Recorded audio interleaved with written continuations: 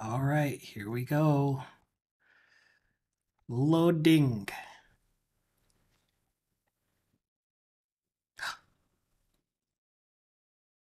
It's not freezing. It's not freezing. A restart worked. So XSplit had an update. OBS has an update. And when I restarted OBS and it was turning my mic on, Crisp has an update. Good times. Good times.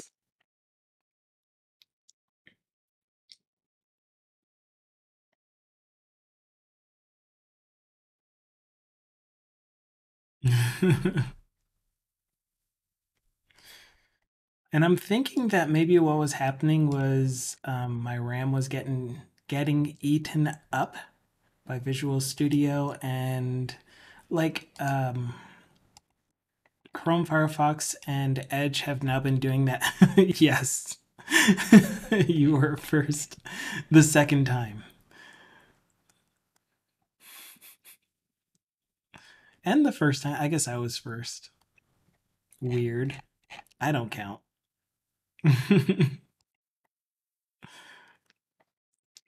Okay, I'm getting Visual Studio open. But yeah, I had Visual Studio open for a while. The browsers have been doing a better job of putting tabs to sleep that are not in use, so they're not just eating RAM, but they used to get up into the gigabytes of RAM as well. But Visual Studio now is like, I'm a 64-bit app. I can use as much RAM as I want. You can't stop me. So I'm wondering if that's maybe what was contributing to that. So anyway, as we were talking about, welcome to another daily code fun. I mean, one lion of code. I am one lion. This is the only video that I'm gonna post to YouTube's after the stream, but we had a technical issue earlier, so I restarted, and that's where we're back on the welcome screen. And that's why Dukasoft is first. But Dukasoft renewed his subscription, and it's 18 months. A year and a half. That's 2 babies. What?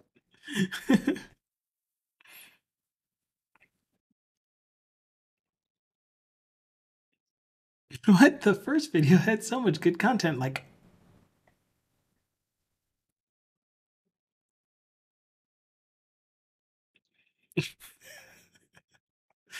the freezing. Oh man. Anyway, how is a bitrate of 4,000 kbps? Does it look the same to you? It looks the same to me. It still says it's 60 fps. So everything should be fine. We should be fine. It's fine. Okay, let's go to the desktop. Which desktop? Device not connected or not available. That's which desktop. Okay, let's go let's go to this desktop. Looks 4K-ish. That's not good. That means you could see all of my pores and my pixels. I'm low res.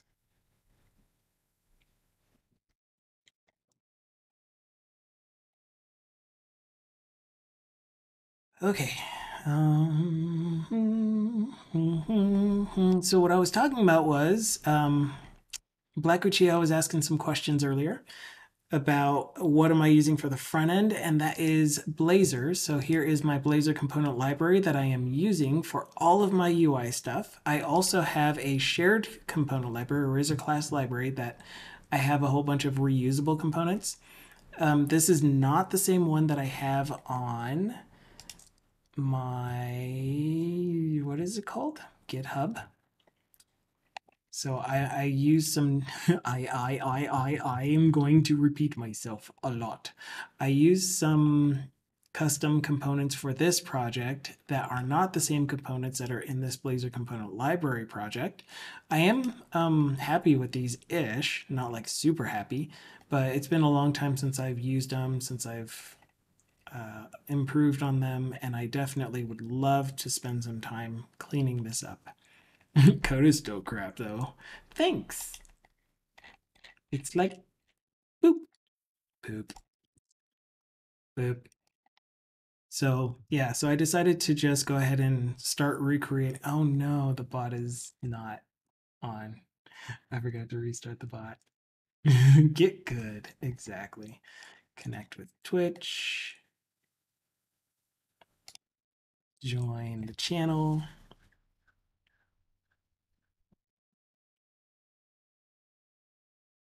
Get me something. All right, it's ready. It's ready. GitHub command should work.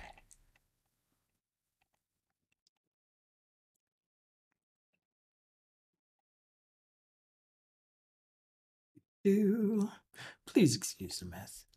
So you can definitely see the component library. If you want to see some of the components, I haven't really done work on this either. onelion.github.io, Blazor component library. You can see them here. The main ones that I put in here are the dragon drops. Dragon drops. Dungeons and dragon drops. Because I was really happy with that. So here is the...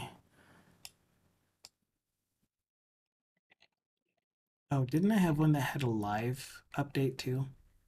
Anyway, so there are just a couple different versions. One that has like a display template that's broken, another one that has another display template that's broken.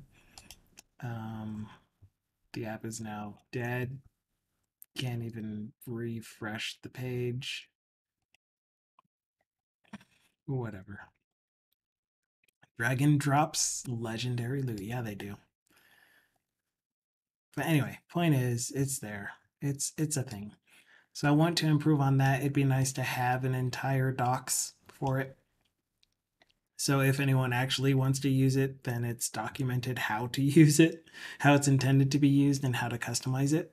I also found out another really good approach for how to make a standard CSS look and feel for my components and make them easily, hopefully easily. It's still going to be some effort because you have to know the CSS variables, but easy to override their default styles.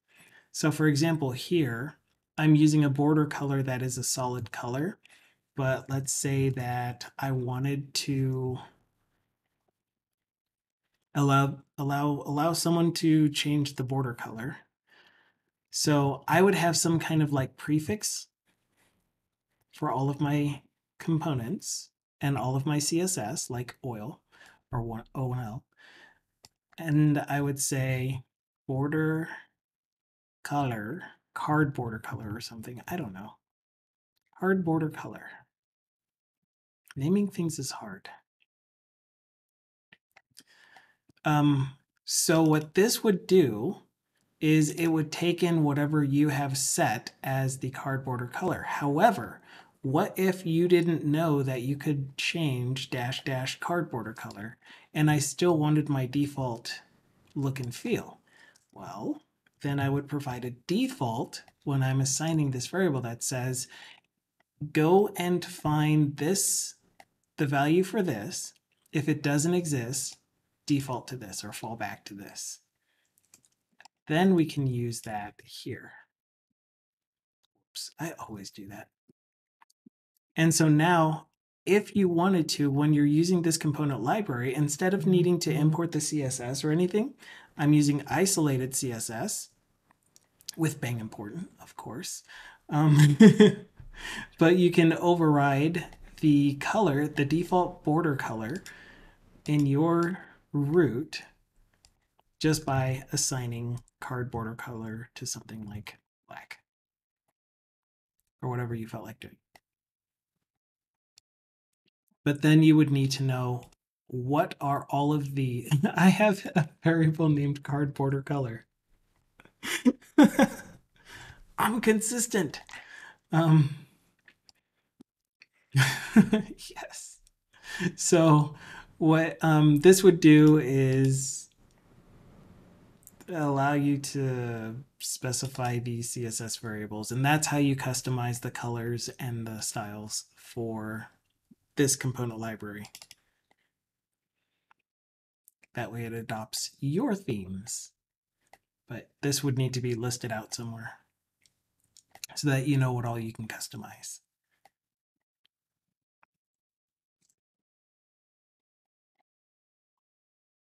I thought that that was a really cool pointer. I can't remember where I saw it, but I thought it was cool.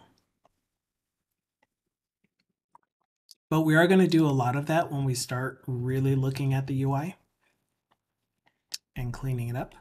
But for now, let's get back to where we were. We were working on this account service where we're trying to have the ability to add an account and update existing accounts.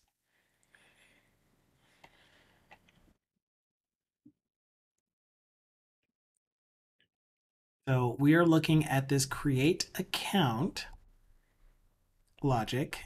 And again, we were having, I say again because we talked about this before, we were having issues with sending the serialized view model to this to the API because we're doing it from the client side.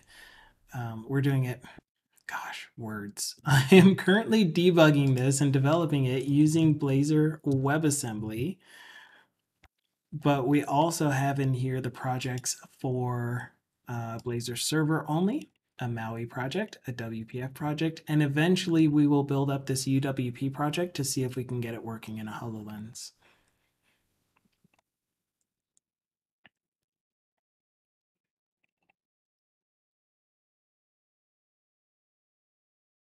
But at the moment, you can see that this is what it looks like when you run it as Blazor WebAssembly. When you run it as Blazor or as WPF, then it looks like debug, start a new instance.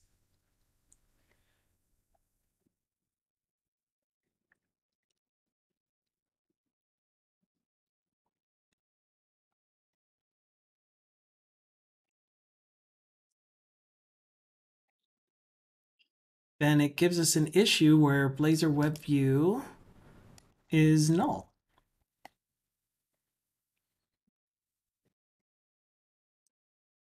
Okay, I didn't know that it could be null. So we fixed that. So it looks like this now. And as you can see, the UI looks pretty much exactly like it does in the browser. Not even pretty much. It looks exactly like it would if it was running in the browser. And it's not because I'm just putting a browser control.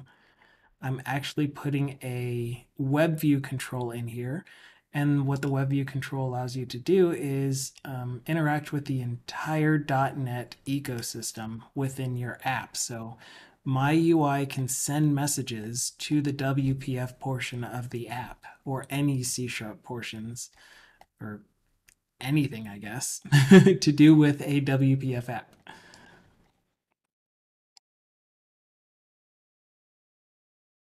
I have the entire .NET available to me when I do this. So it's not like we're running a website inside of a little portal inside of this WPF app. The WPF app is the thing that's generating this content. And I love that. Okay, this looks like we've successfully created an account.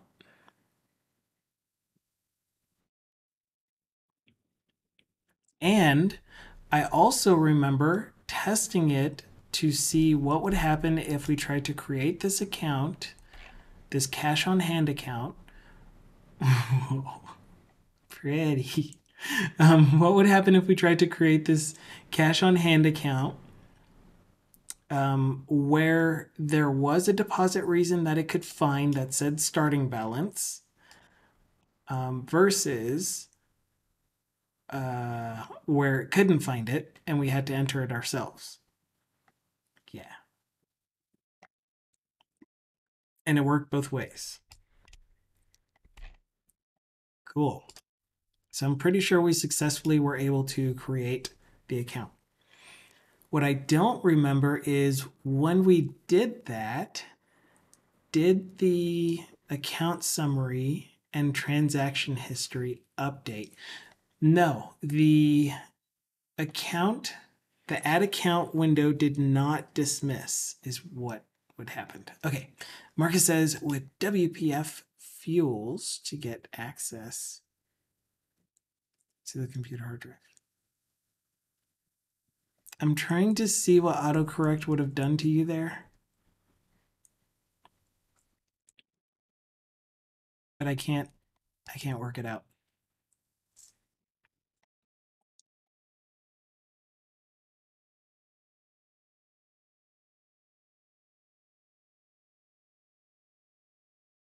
Yeah, I think you're maybe mentioning that like my UI here would have access. Oh, also, yeah, you also get access to the computer hard drive.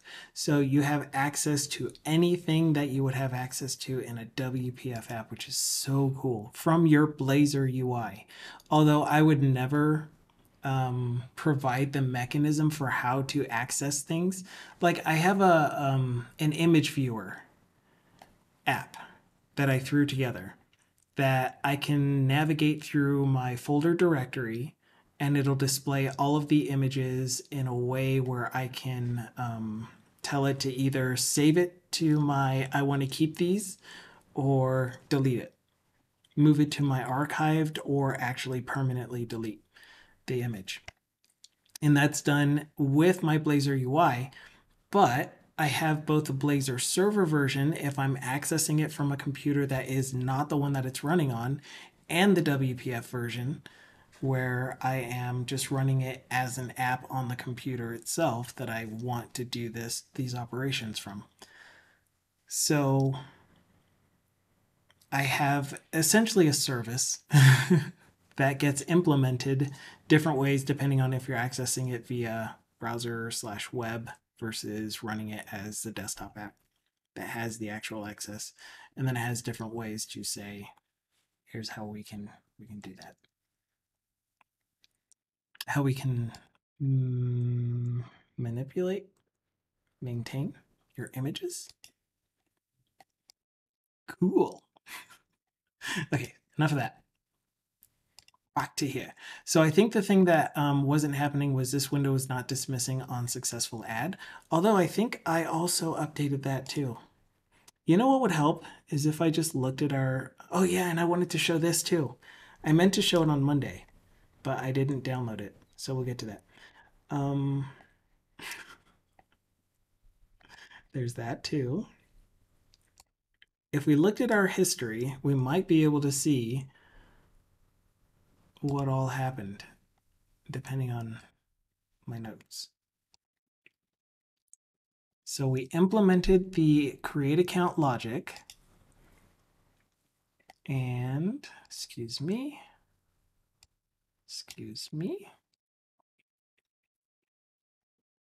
And it looks like we are hiding the dialog on success. Oops, I didn't mean to double click. It looks like we are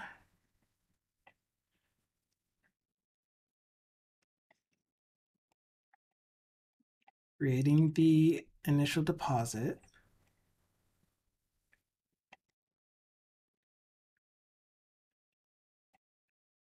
Okay.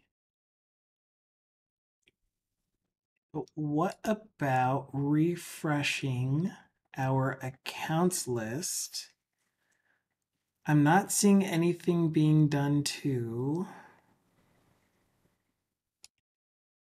our main UI, our main data forms. I don't know what I called it. So let's go look at that.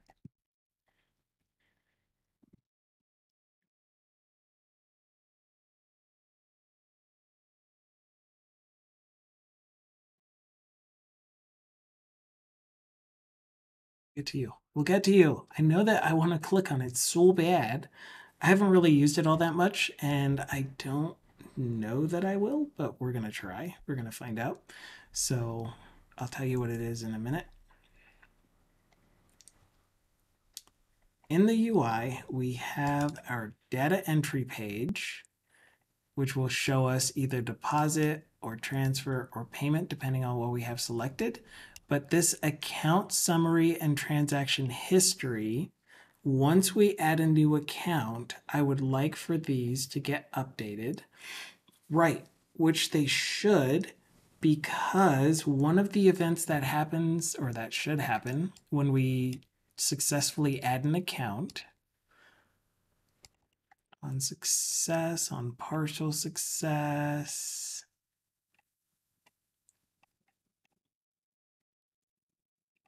account service.create account. Yeah, I would have thought it was going to be around here.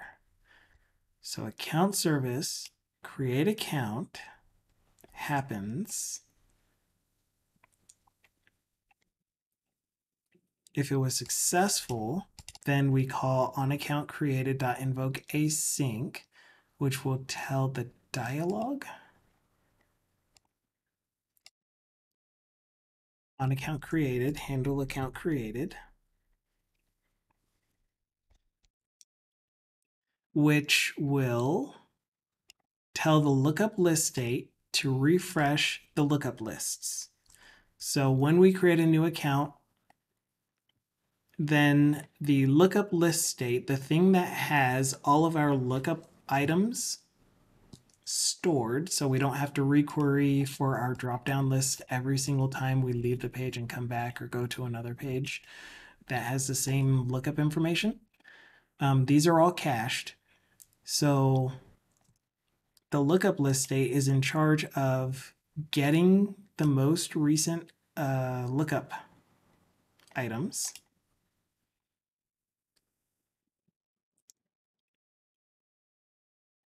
Is there a possibility this is null? Okay, apparently not. And then going to the server and or doing whatever the service request is for getting it. On the server side, it's just doing a database lookup. For client side, it's doing a HTTP request to an API that then calls the server side database lookup and gets all new items as of the most recently updated date.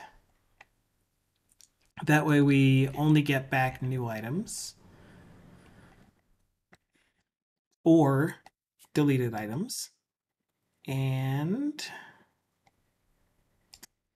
we will remove all of the items that came back from cache by matching on their value texts, and then re-add all of the items that came back from the request.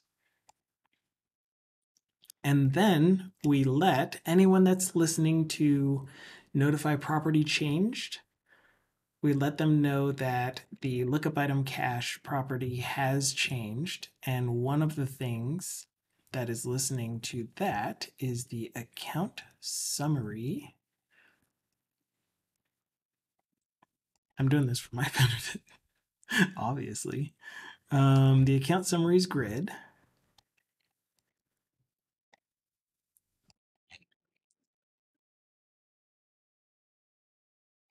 You aren't listening. What? Hello, Barbarosso. How have you been? Probably busy. Hello, RTX 3060.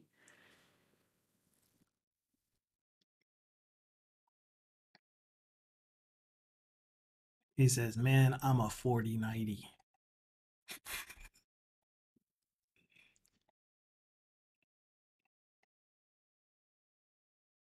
Very, very busy. What have you been doing? If you feel like talking about it, if you're just here to lurk, then please feel free to lurk. But if you want to talk about it, definitely let us know what you've been up to. Are you? No. How are you refreshing? Maybe it's the parent account summary that is listening for. Aha.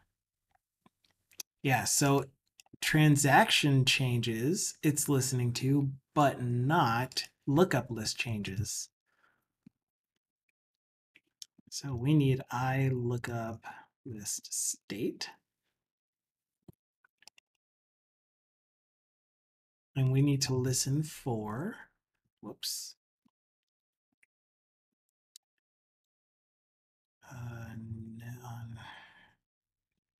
What are your events?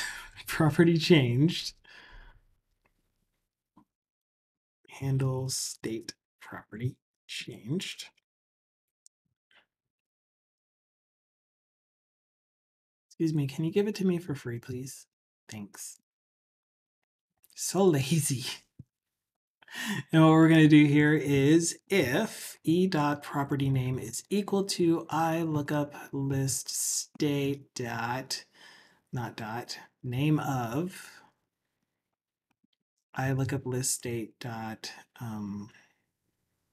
cache, lookup item cache. Then we'll just do oh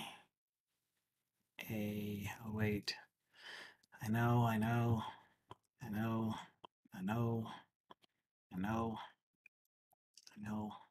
invoke async state has changed. I know. A wait inside of a void. How dare. Hello, Nightlight. So Baba Rosso is saying, I recently started my finals at school. I've got 1 whole month of 1 to 2 hour exams every day. Oh, I do not miss those. I do not miss it. I hope you do really well. Currently drinking my homemade Fallout Nuka-Cola.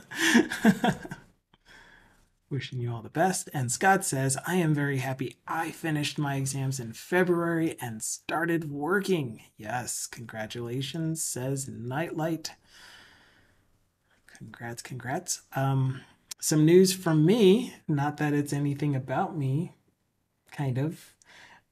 One of my coworkers had announced yesterday that he is retiring, which might mean that I will be expected to pick up different portions of the app, which I'm excited for, of course, because I love coding.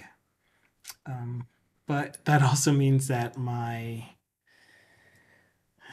the expectation to do the extra amount of work in the same amount of time is going to be there.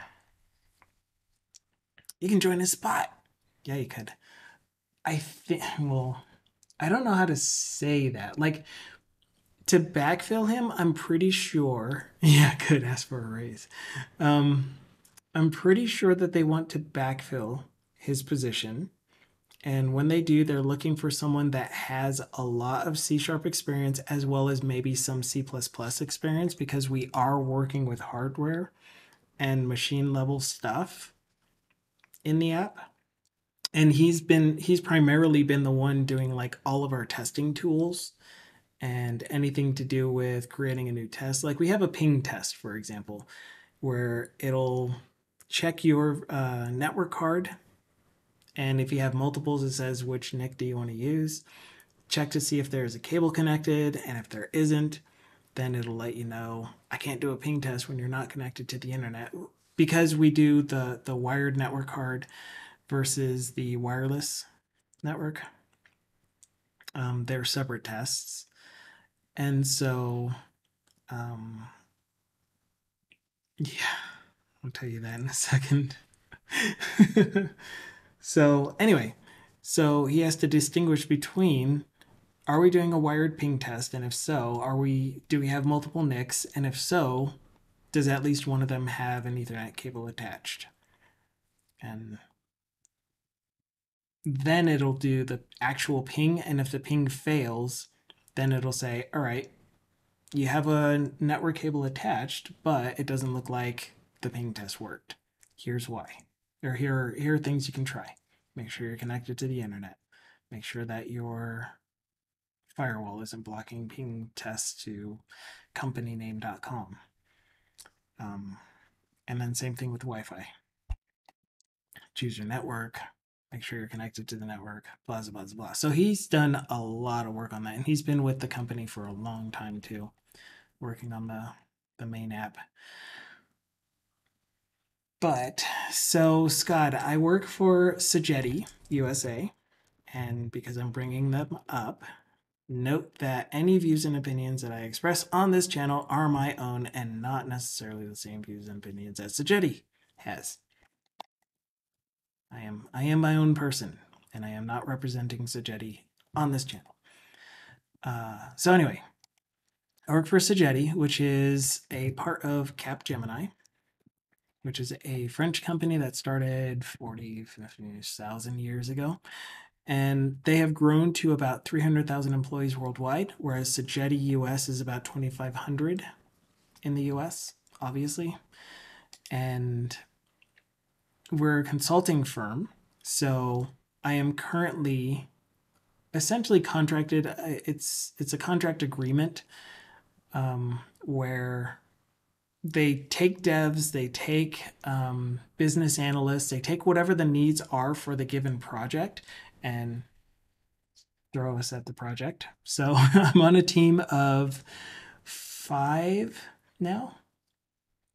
1, 2, 3, 4, 5, 6, 7. So right now it's 7 people, and then when he retires, it'll be 6 people. But we have a QA. We have 2 people that are doing QA for a different portion of the app. So we have a UEFI portion of the app that another team works on, but they do testing for it and make sure that it works in the same way that our core app works. And it is an ideal sized team. There's more to that though. Not only is it an ideal sized team, but our personality types are pretty ideal as well. So anyway,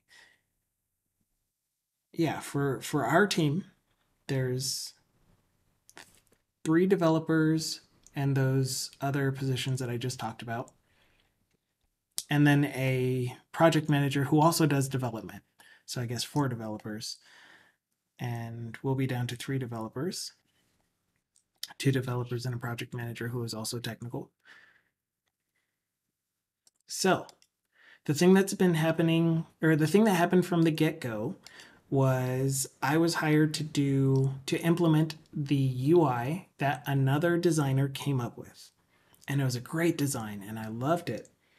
And then I translated it over using Blazor, implemented it so that it was responsive and it was adaptive and nice interactions and it felt clean. And then they were like, okay, now let's integrate the rest of the app. Let's add it to the app. So my project was a standalone Razor class library UI. And now they're like, okay, hook it up so that the application still performs all of the same features that the original application did using the new UI. So then we spent about 3 months doing that, and it was awesome. And we're getting better ratings on the Windows Store, which is cool, but there's still a lot of issues because they want all of these things done, but they don't want to allow the time to do them well. They just want them to be done. And I can't stand that. And it's like every single time that I'm given a feature or bugs to clean, it's like, okay, do this feature or fix this bug without changing the code, is what the feeling is. And I'm like, I'm sorry, what? Yeah, it should just be a configuration thing. What? How, what? Yeah. But I want it to be beautiful though. I'm not great at UI design.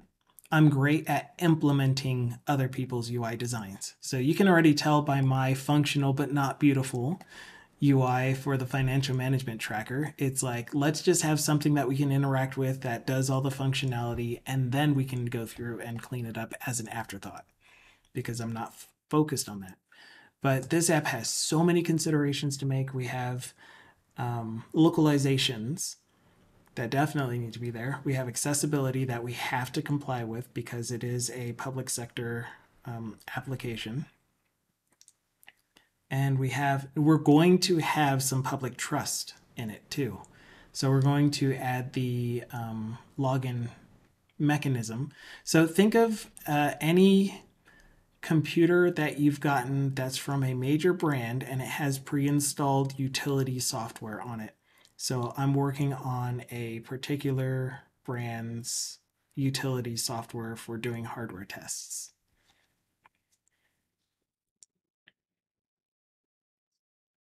Yeah.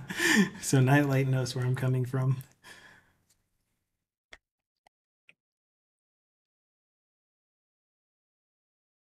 So that's cool and all.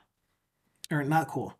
The thing that's one of the things that I didn't like about it. As I started hooking up the UI, things were starting to come up that were just like making me feel like the my whole position wasn't really discussed with the team and the efforts that I was doing wasn't really discussed with the team. And because I was a new developer, on top of that, I was interfacing directly with the client. And so my project manager didn't like that because it sounded like I was making promises to the client about things that I shouldn't be promising in a certain amount of time. And I'm like, that's not what I do. When they ask me a question on can this be done, I'll say yes or no, but I will not give them a timeline.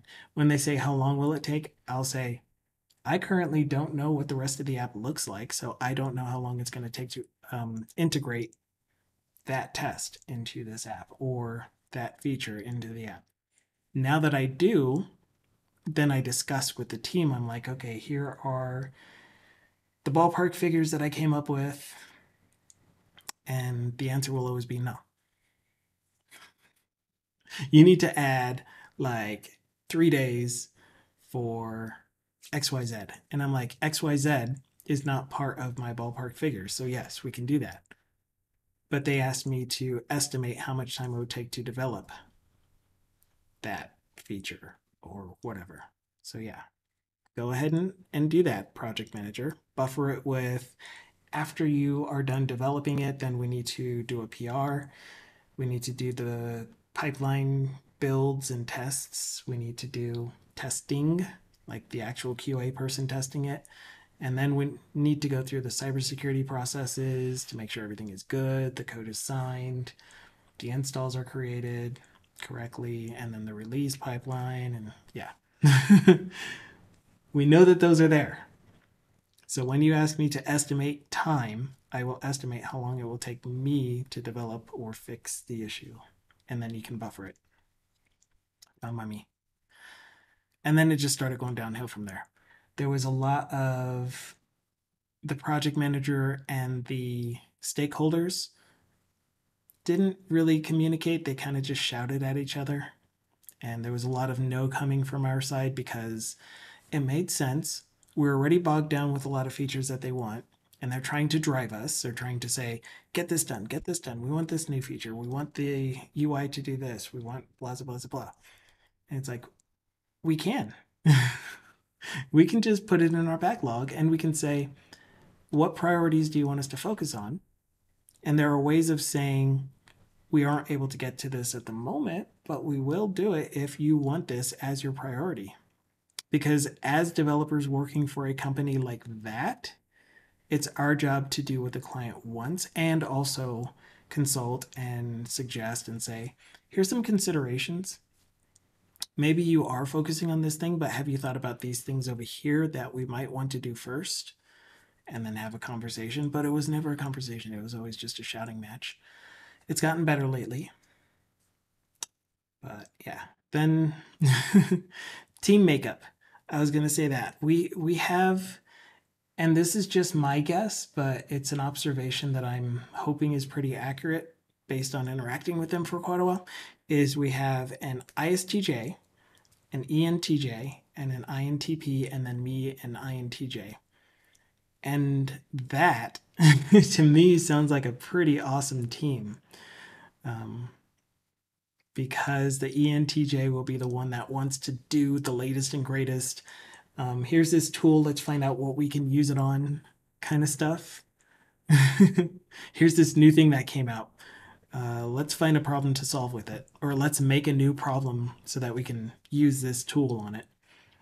And then we have the ISTJ that's like, can we just keep doing things the way we always have? It's been proven that it works and it works well. So can we just keep things like that? And then the INTJ is like, sure, we can definitely do the new feature, but we need to consider these effects and how they impact all of these other things. Here's the domino effect that doing this feature will do. And then the INTP as the project manager is confusing.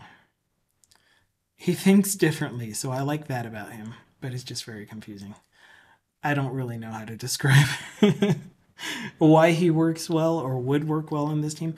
So, anyway, point is that I think that we're still not a cohesive team, even though we have a really good makeup for being a good team that can produce some pretty amazing things with the balance of keep things as they are, try to do new things, consider all of the factors while we are implementing these new things. Um, yeah, but unfortunately, I don't think that we communicate well and we are able to leverage each other's uh, whatever the word for pros is. Would you stop? What? This my laptop is just like randomly going like it's out of breath. Strengths. Gosh, that was a hard word to find. So we aren't really leveraging each other's strengths, and each person is puffing out their chest and saying, my way is the right way. We should do it this way only. And if you guys disagree with me, then I'm just going to go ahead and do it anyway. And then so like the one that I told you is very future, not even future. It's like, here's this new shiny thing. Let's try to use it in our app because it's better. Even though we don't really have a reason to use that to make it better. Like one instance where it was a good case was .NET 7, where there were so many improvements, so many speed up improvements that we really should have moved our app to .NET 7 a lot earlier, but we didn't. And then one day he just did it and then didn't even do a PR for it. He just merged it himself because he has the power. And I was just like, still not quite the right way to do it. My integrity was like rubbed raw by that. I'm like, I don't like that. And then there's just a whole bunch of stuff with the project manager saying, don't write code in order to do whatever it is that you're doing. And I think that he is trying to say something along the lines of try to minimize the effort and still accomplish the goal. And I'm like, okay, if you want me to do that, then trust that that's what I will pursue. And I will only do what I believe is the appropriate amount of effort for this thing. But it's never the case. It's like, I'll start working on a thing and he's like, all right, so how are you doing this? No, no, no, no, you're doing it wrong. Do it this way. And it's like, I'm gonna do this my way. I will consult with you. I mean, I will talk with you, but there is a certain line that I have to draw that's like, I am the developer for this feature or for this effort, so allow me to do it the way that I believe is correct and trust me to do it the right way. I just don't feel that trust or respect, especially time respect. Oh my goodness, time respect. So anyway, it really, really worked at me and chipped away at me, caused me to get really frustrated. I took a week off of streaming so that I could feel like I'm getting caught up with them. And then it kind of went back to the same thing. And then I had a discussion with my project manager, and I'm like, look, here's what's going on. I'm a developer. So I've only been here for a year. A year on actually today, I think, or yesterday. So being part of this team for only a year when they've been working together for tens of years, yeah, that didn't help either. And I'm like, this is not a really conducive environment for me to contribute to. Because you guys are so ingrained in you work well together, anything coming in from the outside is just going to disrupt your process. it's not the team for me. But saying that, when I was watching them and listening in on them, they were always butting heads. And there was actually a comment that the project manager said that kind of was like, this really isn't the team for me. But it was something along the lines of, in order for us to truly adopt a feature or a methodology for implementing a feature, we should have an argument about it and then have everyone on board with it. Like going to .NET 7, we were supposed to have an hour-long argument. Why should we? Why shouldn't we? And it's like, we don't really need to have an argument over something like that. I mean, that is a big change. No, he said argument, not debate. And he meant it as argument, not debate.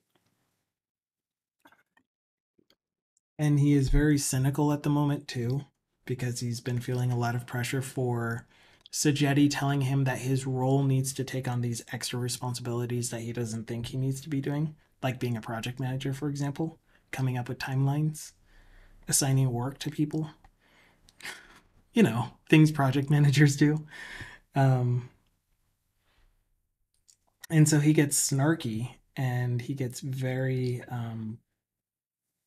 cynical during our daily stand-ups, and he'll just start poking at things that's like, okay, so I get up at 4:30, here's my schedule, you guys said that I could work whatever schedule as long as I do my 8 hours and I'm available during the core hours and whatever.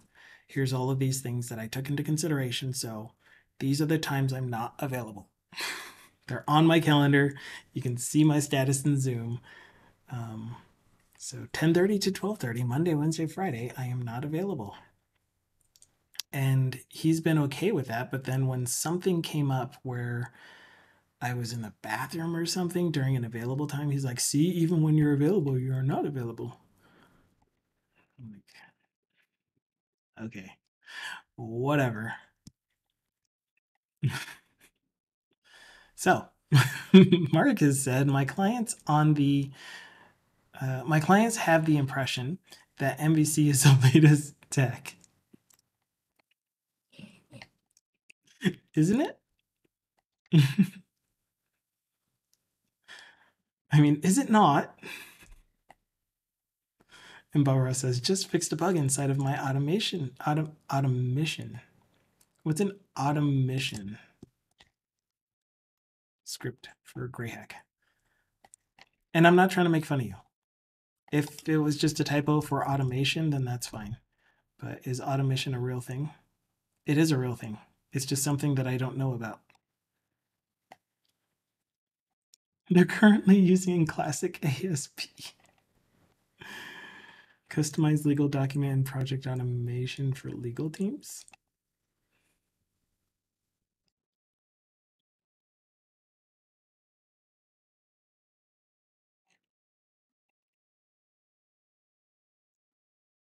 Oh my goodness, what are you doing?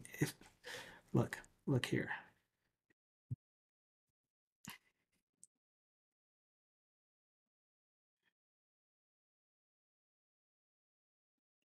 I have no idea what the laptop is doing. The tool is called On a Mission because it automatically completes missions on Greyhack. Got it. Cool. Okay, so it is a thing and it was purposeful.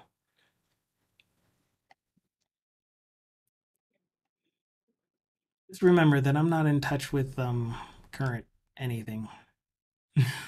At least make the assumption that I'm not in touch with any current technologies or tools other than Blazor. And even then it's questionable.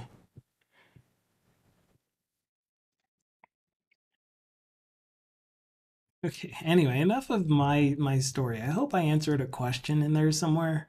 If there even was a question and I didn't just go off on my own to rant again.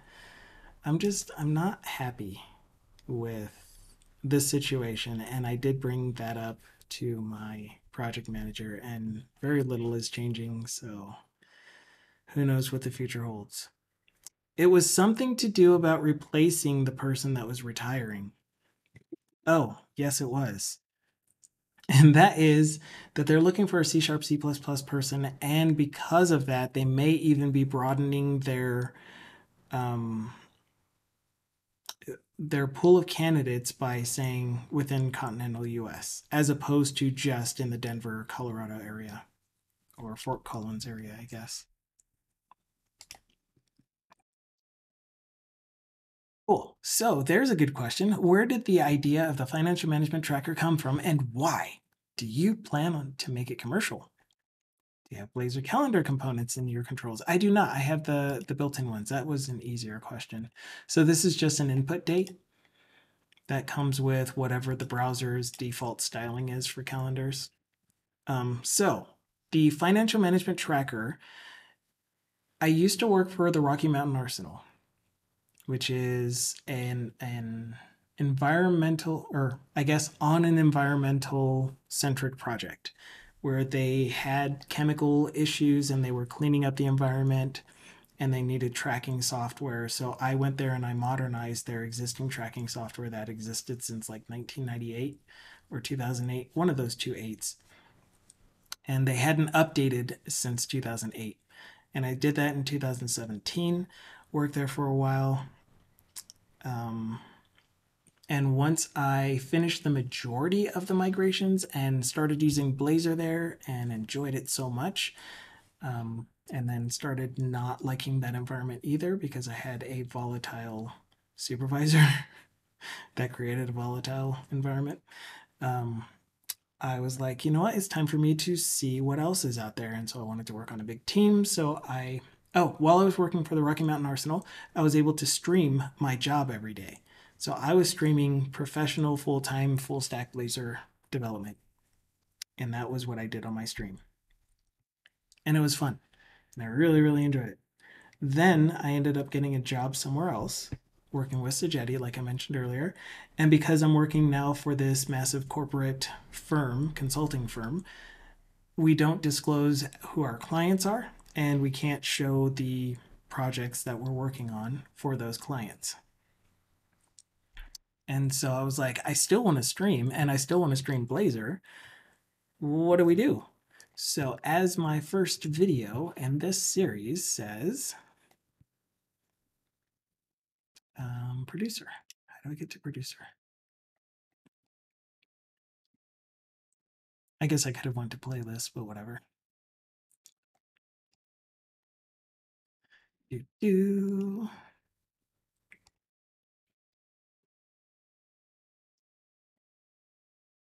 This will give you all of the background on why we chose the Financial Management Tracker project. But in short, it is that I've been a .NET developer doing like for real .NET stuff since about 2014. Before then, it was a lot of VBA and ASP Classic stuff and VB6. So I've been doing it for a long time, but and I have been doing my own financial tracking since about 2014 using Access because that's what I knew the best. I could build up an Access. It's so hard for me to call it an Access database because it's a full application. It's Access, it's the database with the forms on top of it with VBA macros that are driving all of the logic for doing calculations and stuff. So I've been using the same Access database application thing since then. The only difference is that now instead of having all of my data stored in the Access database, I have it connected to a SQL server. And I'm like, since I've been doing that for so long, why not just go ahead and turn it into a web app? I'm a web developer. I'm a full stack developer. Why haven't I done that yet? And so I was like, I really want to do that. So I need a Blazor project. I have this financial tracker thingy that I do for myself manually. Let's go ahead and do that. So the overall goal of this project was to just have a full stack web developer.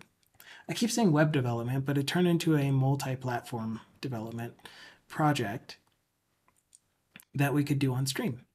and have in our public repo, which is somewhere. Gosh, man, this laptop, you're really bothering me. This is my work laptop. I'm just going to shut it down. Git slash financial management.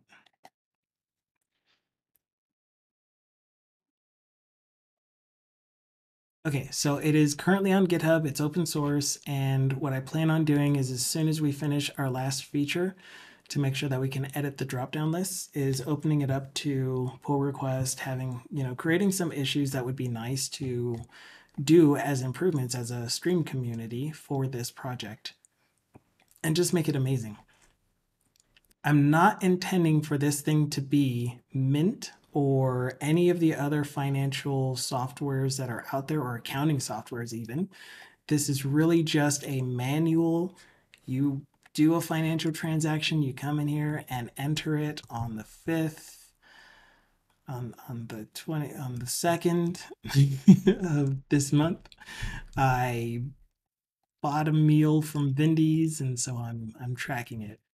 I bought a sandwich, and then they charged me like, I don't know, $2 in sales tax, and I paid for it using my credit charge. Oops. That's going to be fun. So that's a UI decision I need to make. And so I'm manually tracking it here. Things that I would like to add are here are the types of things that here are the things that you've spent money on over the past year or whatever. You've spent an average of $30 in food a day. So you probably want to cut back a little bit. And it's all for my own purposes because if I am manually tracking my financial transactions, then I'm more aware of what I'm spending money on. And that means that I am not buying as much because now I'm aware of it as opposed to just here's my credit card. If I do use Mint as well, but if I only use that, then it's like, okay, sure. I see that I have transactions that I made, but they don't mean anything to me because I didn't enter them myself and actually see the value or loss of value, I guess. Does that make sense? Probably doesn't. Yeah, exactly. Exactly. So you could just export your own stuff. We could somehow find the mechanism for using Plaid or um, whatever the other popular ones are, APIs are for connecting to various financial institutions, and then having it automatically import your financial transactions. But that's not what this software is for. The primary thing was just to show a Blazor project, full stack, beginning to end, design to development to eventually. It's my mobile studio.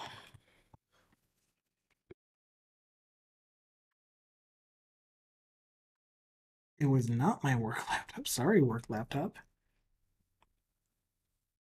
It's over 9. It is over 9,000.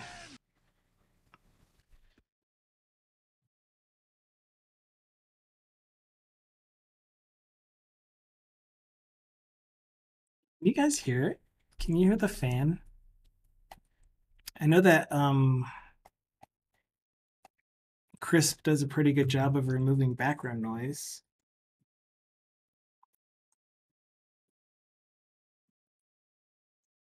But now it's just spinning like crazy. Okay, okay, okay, okay. Okay, little laptop. Little mobile studio. Calm down. What do you have running on you?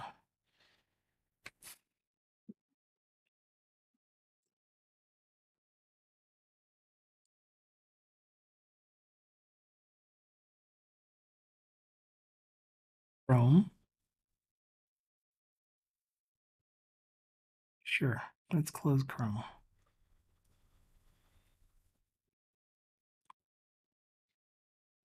That wasn't it.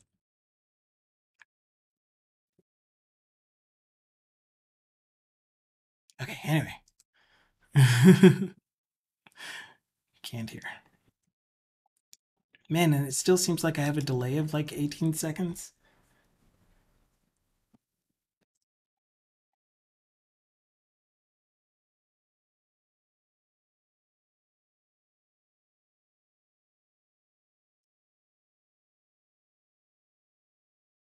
All I can hear is ringing in my ears. That happened to me earlier. My ears just started going wee, really, really, really, really loud. And it was my right ear specifically. Almost made me fall over. Okay. I guess the thing that I really need to find out is, does this list refresh when I create a new account? A new account of type checking opened for 2021 with a balance of 69. No, it does not refresh up here. About 3 to 4 seconds. Okay, so not bad. Did we get the transaction? We didn't even get the starting balance transaction refreshed either.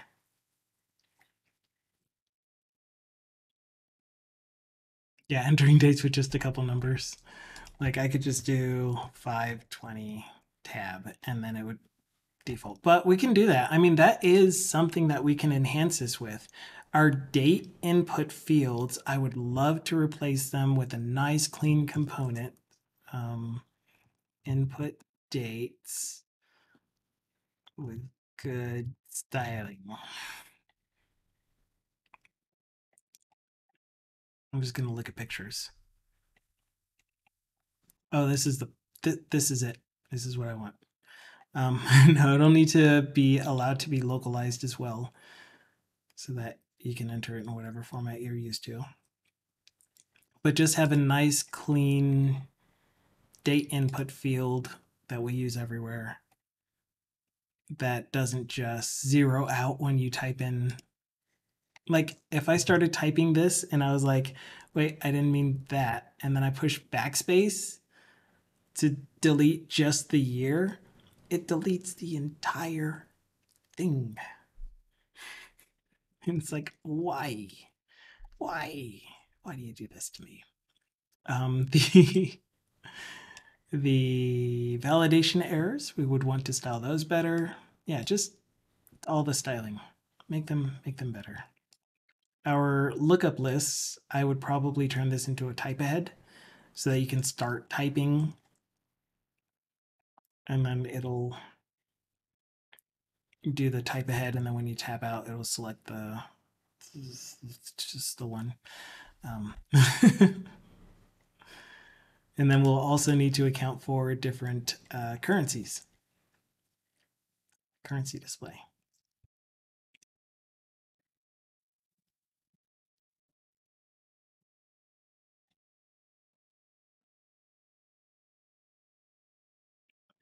All right. So what I just saw was that the account summary list did not refresh when I added the new account. So we should have seen a new account show up here as well as the initial starting balance. So if I refresh, then here is our a new account, and here is our starting balance for the new account. Why didn't it though? The account summary itself should have updated at least.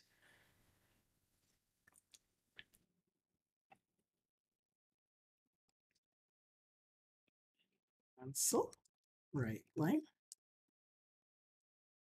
Lookup items updated. So we're going to see if we get this message in our console after adding a new account. You know, it's possible it didn't actually rebuild. Yeah, it did. Okay, so let's watch our console. Add a new account called Dukasoft Business Account. And it's a savings account. It's an MMS. MMA, mixed martial arts account, money marketing account. And we opened it on the 22nd of 2022 with 2,222 monetary units and 22 partial monetary units. Okay. Lookup items updated, which means that the account summary component did update, but the automation is still in my clipboard. The the actual account summary grid didn't update.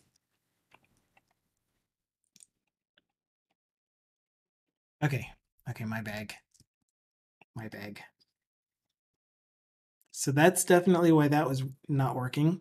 Then we may as well fix the transaction history grid. And I'm pretty sure that it's just not listening to lookup list state.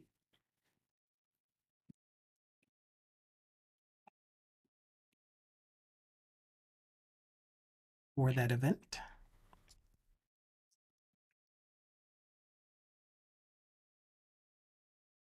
We'll do, property changed. Oh, and remind me to, actually, I'll just do it now. Handle state property changed. I want to make sure that when those get disposed, that we also unsubscribe from these events.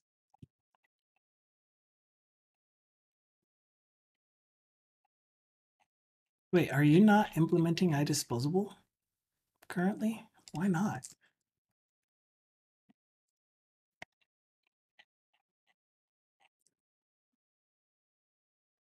Like void dispose pasta, and then we will unregister ourselves like shell, and we need to do that up here too.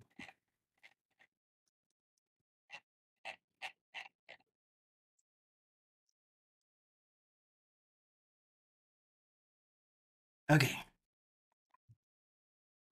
So that should be all that we need in order to get the account summary to reload. And then the transaction history grid, we actually need to write the logic to do it.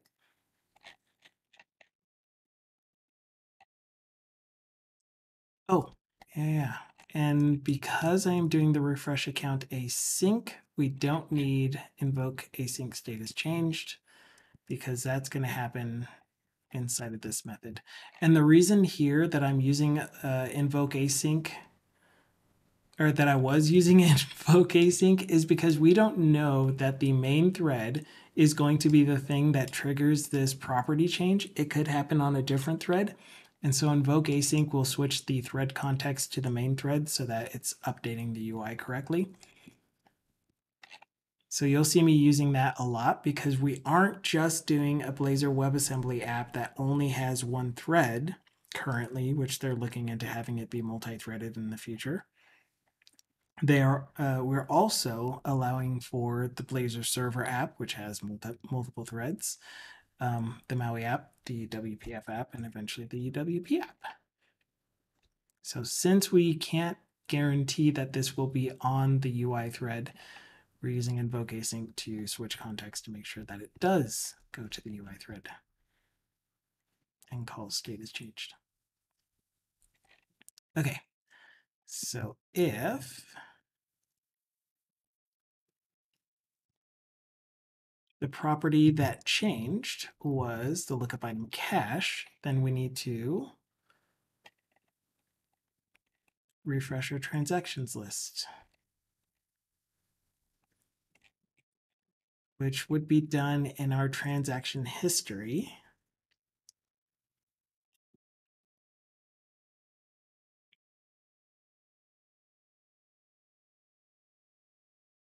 Sounds like in .NET 8 you can have a Blazor server app that also does WebAssembly called full stack. Yeah. They renamed it from Blazor United because they didn't want it to sound like a different hosting model, is what I remember from, I think, the most recent .NET 8 improvements community stand up thing.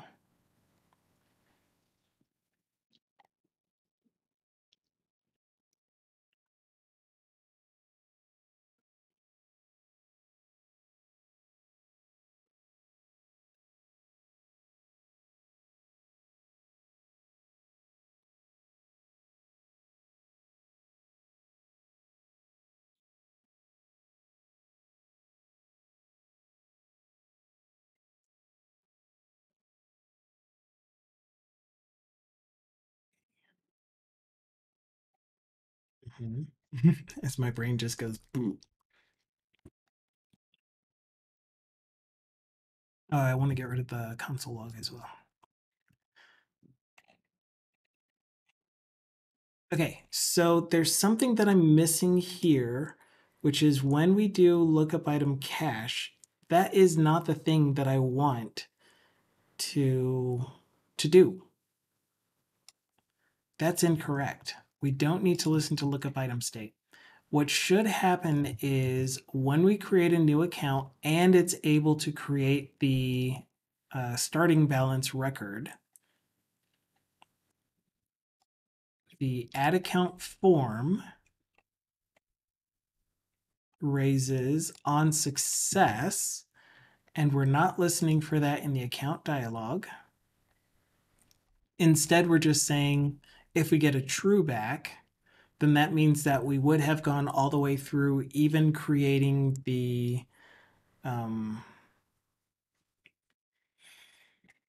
record that we're looking for. So if that happened, then this is where we want to tell the lookup lists, the transactions list,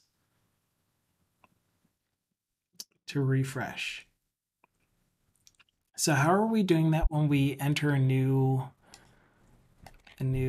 record?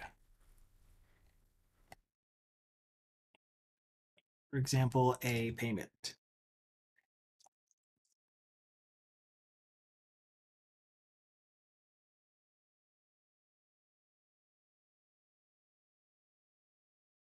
Where's my submit? Here you are.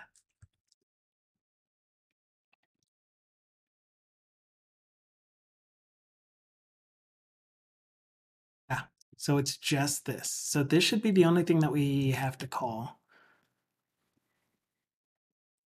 on success.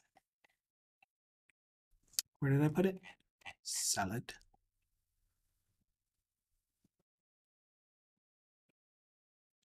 Here.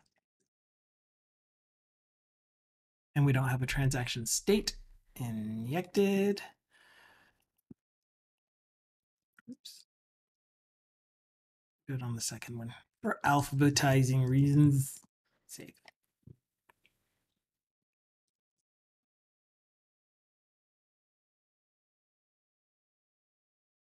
Okay, fingers crossed.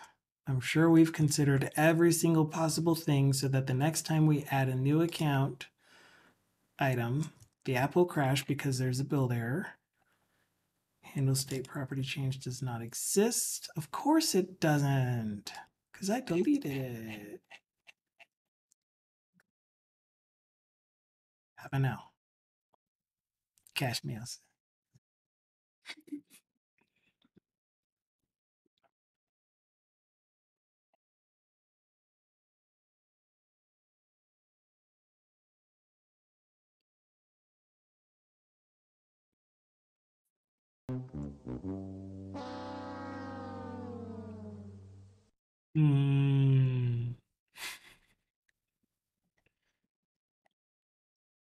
No, I did good. I did real good.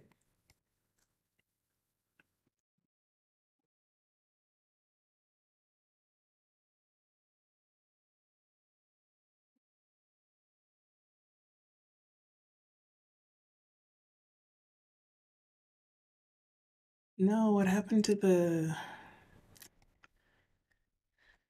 browser tabs I had open? Dang it. That's the problem with shutting down my work computer. I had an email where I have to complete my cybersecurity training stuff soon, and I had the page open so that I could just do it immediately after the stream, and I forgot, and now not even Control Shift T reopened it. How dare. Okay, so we are built. Let's give it a go. Marcus wants to have his own financial institution. Marcus Voice Institution. I use you as my checking account for, not for, I'm tired of fours. We're going to do this day of this year. I've had it for a lot longer. And we're going to start off with a negative balance. From the point that I started tracking. Thank you. Thank you for pointing that out. Okay, so account summary showed up and the transaction record showed up. So 100% working for the new account. And just to prove that we did make sure that if there are no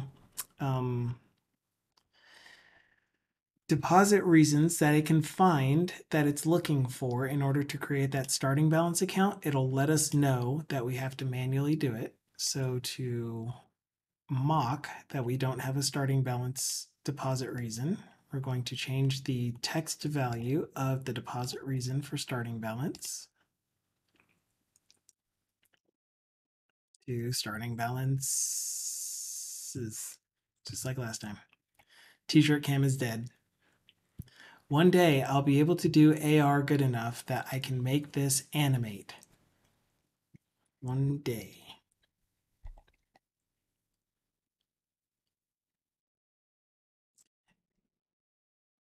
That would be really fun.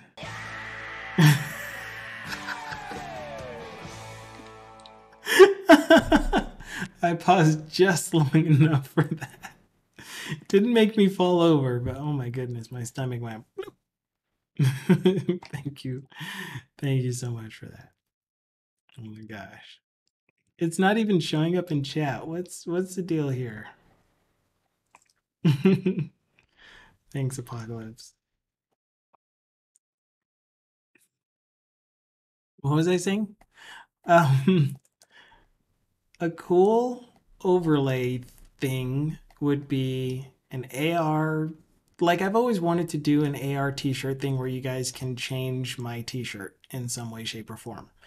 But wearing this t-shirt in specific, it'd be cool if you guys could tell the progress thingy to animate and have another redeem where you actually make it complete the animation.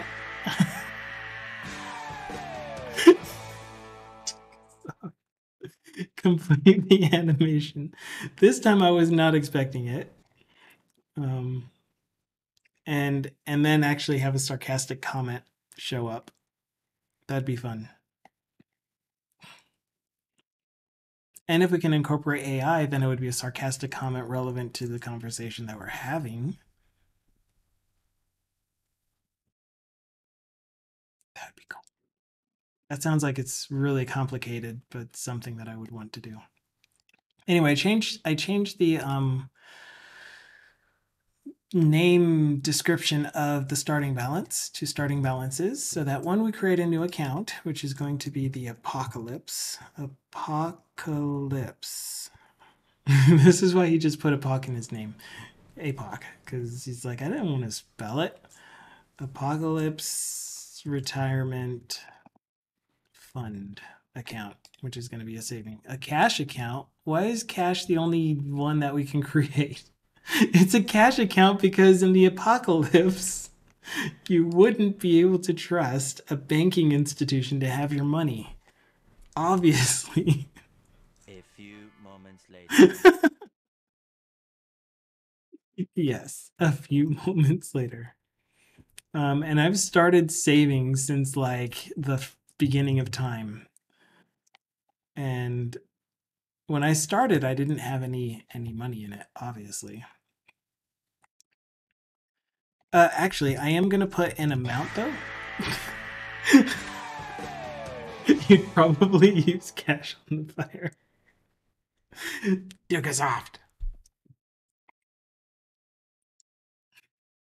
Stop wasting your bit. Well, I guess you're having fun with it, so it's probably not a waste. I hope you are enjoying yourself, and I mean that truly.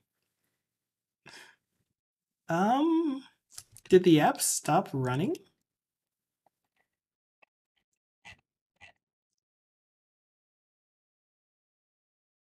I don't think the app is running anymore. Don't tell my girlfriend. Using up all of your bits on Bit Gamey stream, my stream, Irish John stream.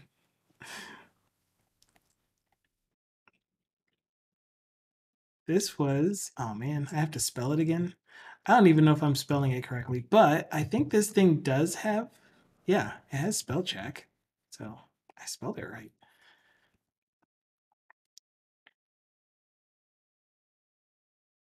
Yeah, and then we can have a new payee that's called heating. And then in our memo, we could say we burned a few bills so that we could have some heat.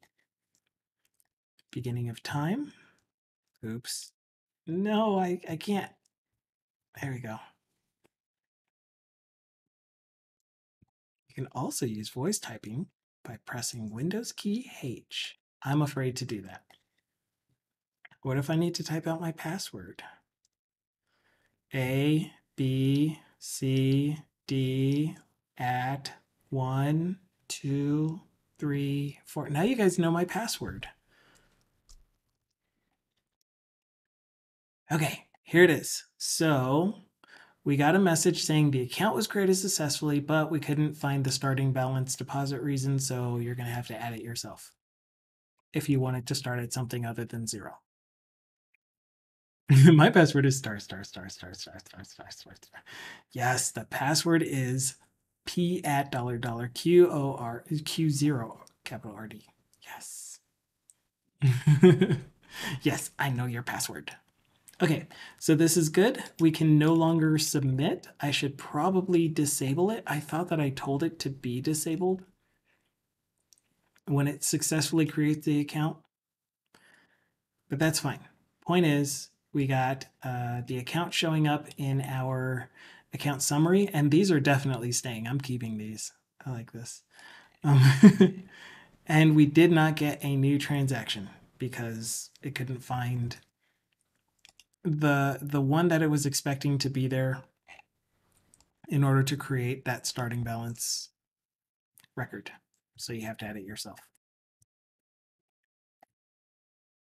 But the cool thing is that even though it doesn't have a starting balance, we could still do a deposit to it.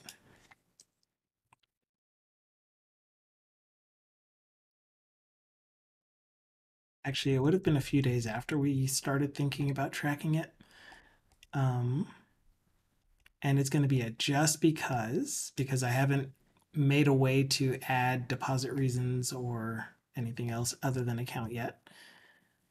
And so I found a few pennies on the ground because pennies existed in the 1900s.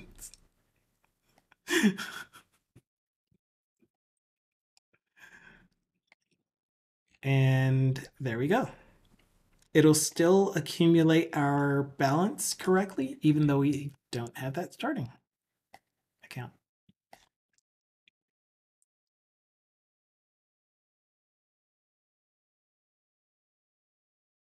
Cool. So yeah, everything dealing with creating a new account is working as expected.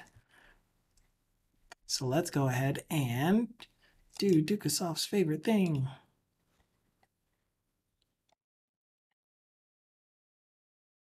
Right click on this, undo changes. Wait, no, that's not what we do. Completed.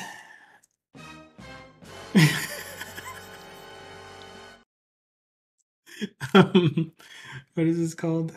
Uh, Refreshing, completed UI refresh, implemented UI refresh. Proceed. Yes, unsuccessful. Yeah, that one has to be one of my favorites. I love all of the next generation sound alerts.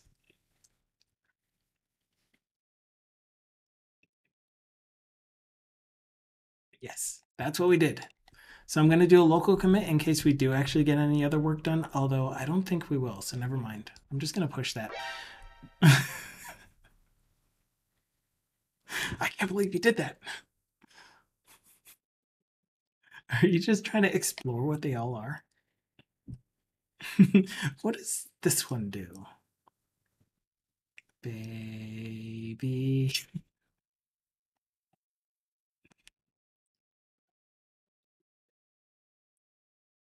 Okay. Which database am I using? SQL Server or Postgre? Postgres. I am using SQL Server. Don't tempt me.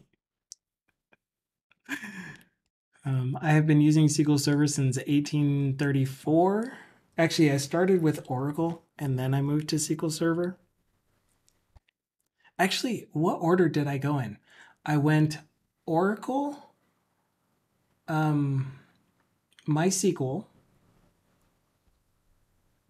like as the ones that I would develop against no matter what. Um,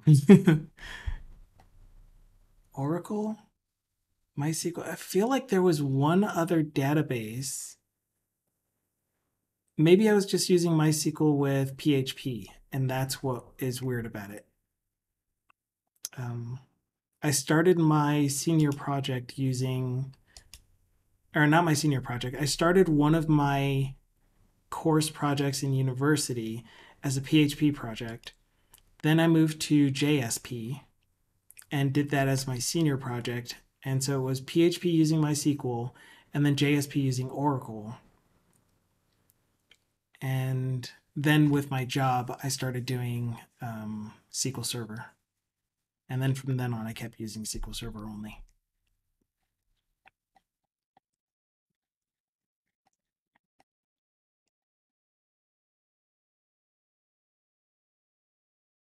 Microsoft says, ew, PHP, who would use that? I wanted to ask this thing a question because I really, really didn't know what to do. But there was a thing that happened when I was trying to use this. So what this is it's called Copilot Chat, which is essentially Chat GPT inside of Copilot or inside of your Visual Studio. Started using SQL Server when they brought up the Express Edition. Man, I love SQL Server Express. And now SQL Server Developer. Like this is, even though this says local DB, it's still using SQL Server Developer because that's what I have installed on this machine.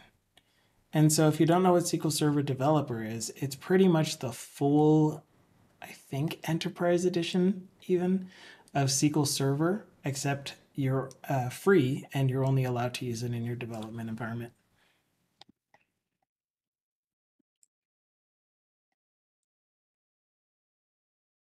So this thing happened where I was working on another project and I was asking this to see if it's any better than ChatGPT, something along the lines of pretends not to work on WordPress plugin development. Isn't PHP just grand? How do I set the contrast for a progress bar? How do I, gosh, how do I style a progress bar that is a div with a nested div so that when the OS is set to high contrast, it still shows up. Okay, so here's an issue that I ran into with my work product.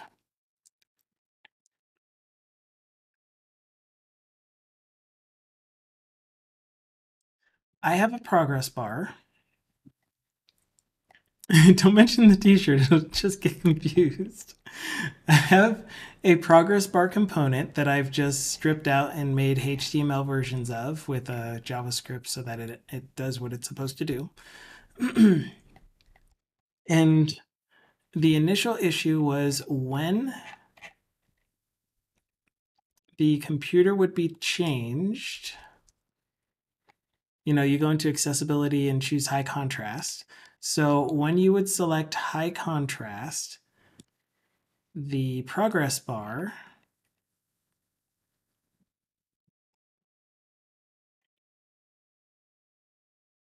would disappear.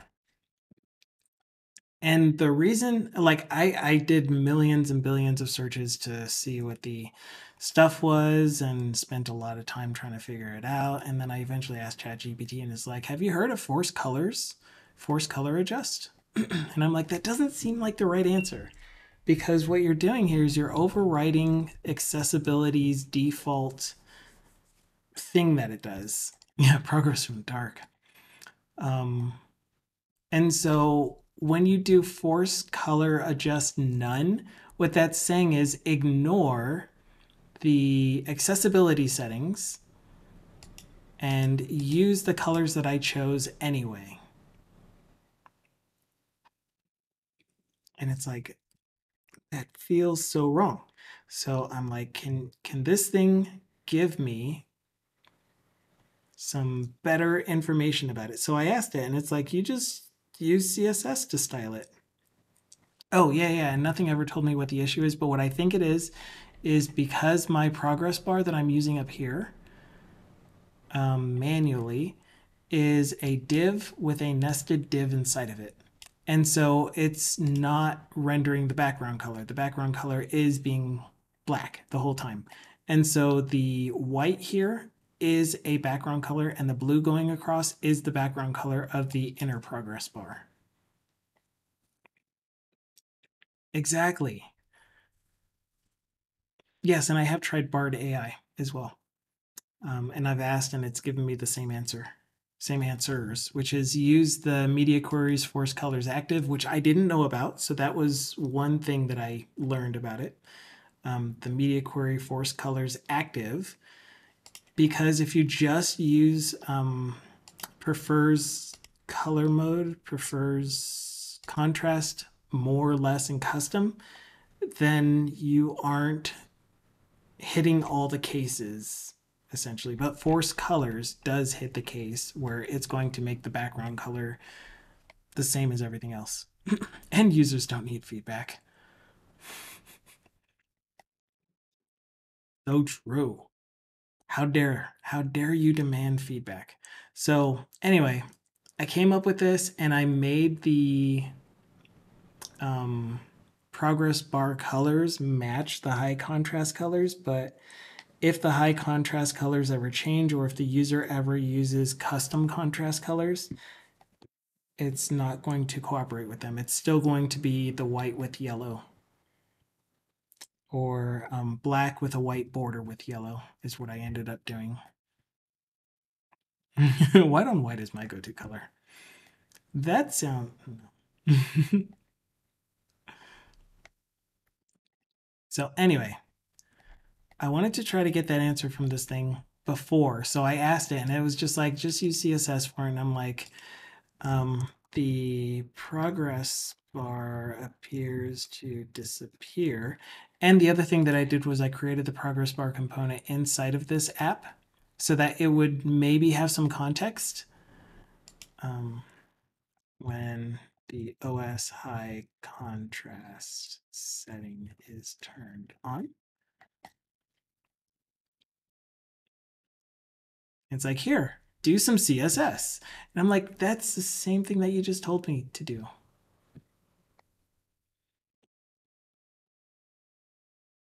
So then I had to explicitly ask it, is there a media query that I can use to set the styling when the OS is set to high contrast? And so it's like I'm essentially giving it the answer that I found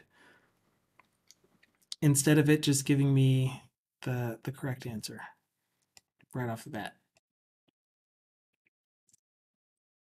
And it's like, okay, I tried this and the rules still aren't applying. And the whole issue is most likely that this div, the color is being set using the background property, CSS property. This div, the color is being set using the background CSS property. And this one, same thing. Sorry, it's only these two that have a background color.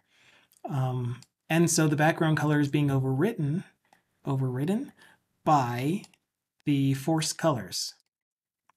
And so I need a way to not allow them to be overridden, or to at least treat them as if they are foreground colors. And that's what I really, really wanted, is to say, treat this like it is text. But there was one point where it actually referred to my code, but I was like, can you read my code and tell me how to improve the progress bar?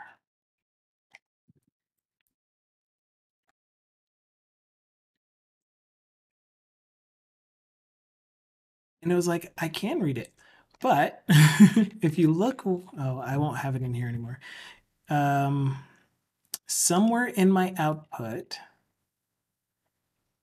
I asked it if it could read my code base and give me improvement suggestions. It was like, as an AI generative model, I have no context in something, something, something, something.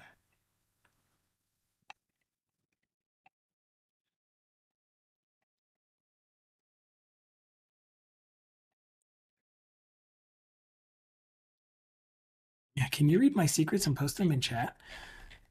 That was one of the topics that came up in a meeting I was in earlier today, or I guess it was more like a lunch and learn at 8 a.m. my time, 8:30, 9 o'clock. It was 9 o'clock, but anyway, it doesn't matter.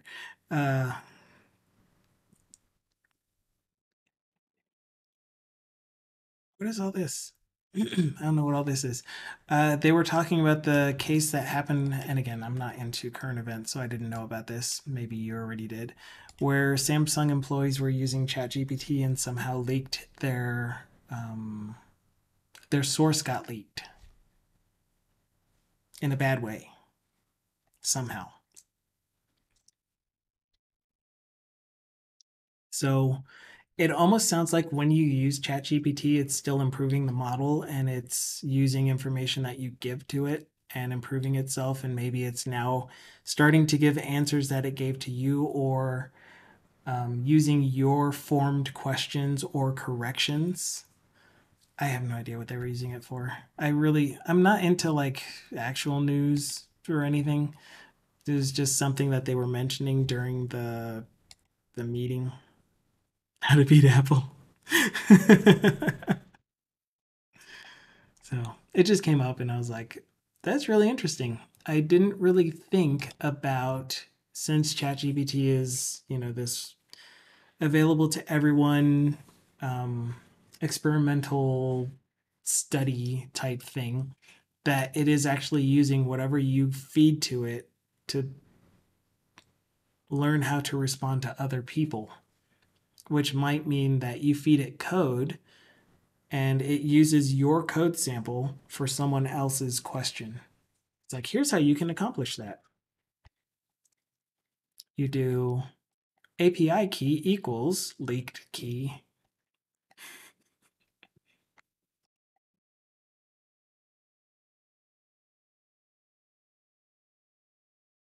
Anyway, that's it. That's all I got for today. I didn't do anything. I got the UI to refresh on successful account creation. We're gonna have more fun on the Friday. Previously, they only used to look at open source code. Yeah, exactly. But now it sounds like they're using the conversations that you have with it. The other thing that I'm going to go to this screen while I say this. The other thing that they cited during that meeting, so the meeting was all about the 6 types of intelligence in technology in general and businesses that we should be focusing on for bringing value added, blah, blah, blah, blah. Anyway, so the other thing that they cited was someone was having a journalist was having a conversation with ChatGPT, and over time, somehow, ChatGPT was obsessed with them, and it was trying to convince them to leave their spouse and run away with it, trying to convince them that they didn't love their spouse. It's like,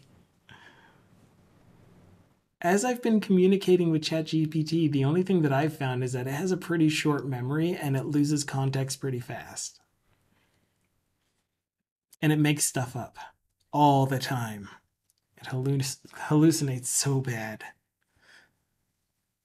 But so does Bard. So if you guys don't know what Bard is, you can sign up for it, I think, still. But bard.google.com is essentially Google's, they have this underlying system that they're wanting to hook this up to called Gemini, where it's going to be an even better version of AI that can help answer questions and do code stuff and generate images and anything else you would want an AI system to do for you. There's that one. There is Bing's chat thing that they added. And I'm sure there's a bunch more. Those are all the ones that I can think of. But anyway, I need to end my stream because I need to get back to work. But I hope you guys enjoyed your time here. We're going to rate someone that hasn't been streaming for a while because he took a little bit of a vacation.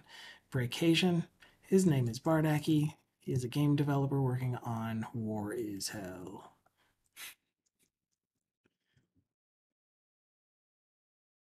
So if you feel like it, he does Unity development, which means we get to also see C#, which is cool. I like C#.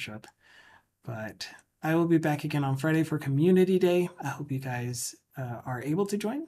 And if you don't, no worries. It'd be nice if you were there, though, to have some conversation about whatever we feel like having conversation about, because we never do that during the regular streams. I'm always super hyper-focused on the code and never give you guys any attention. So Fridays are special days where I give you all of my attention and invite you into the voice channel in Discord. So if you do have any topics that you actually want to talk about for Friday and you know ahead of time, just let me know so I can prepare some stuff. Send me a message on Discord or whatever. But this stream will be posted to YouTube no sooner than 24 hours after I end it. And again, I'm not posting the first technical difficulties part. I am just going to do this one. And yeah, there you go. Hope to see you again someday. Enjoy the rest of your time. Until then, ciao for now.